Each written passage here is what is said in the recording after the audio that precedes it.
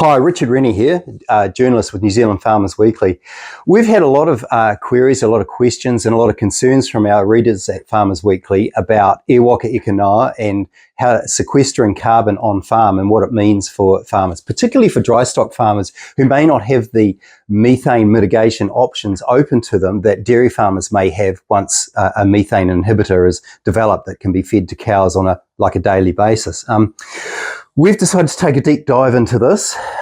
It's something that's obviously a concern to our readers. We want to make an attempt to try and help and explain some of the offsetting of carbon, how that might work, how it fits into Waka Eke Noa, and also how it might fit into farm systems in order to try and make the most of the vegetation that you have on your farm.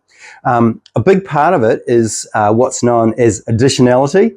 Kind of a scary word, sounds like it was invented by a policymaker, probably was, and could make your eyes roll to the back of your head. But before you go away, additionality is really just having a look at how do we look at increasing the amount of carbon that has been sequestered by the vegetation we may already have on our farm. So how much more could we get if we did something other than business as usual? That could be see a gain in carbon that we can use to offset against our livestock's emissions. So that's basically what it means in its simplest terms. I've tried to offer some on-farm worked examples of how that might fit into different farm systems. For example, maybe I've got a block of native bush down the back that I've never fenced off. If I fence it off, does that count for carbon stored? How much more carbon do I get by fencing it off? Or could be I'm going to plant a whole new block in native trees or exotics. How do they fit into the amount of extra carbon that I might be able to store? So hopefully that'll help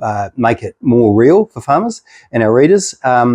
We're really keen to drill into this as much as we can. So we're also going to be talking to some commercial carbon companies that offer commercial carbon offsets for farmers and landowners. How are they going to fit into this landscape? How are they going to fit in with Waka Eke Noa as opposed to, say, the ETS scheme? And what options might they present to you as a landowner that you could maybe talk to them about? Hopefully this proves useful. It's quite a complex subject and one that we're hoping that we can at least start to lift the lid on. And if there's anything that comes up that you as a reader would like to know more about, only too happy to hear you out and see if we can maybe find out a bit more for you. Thank you.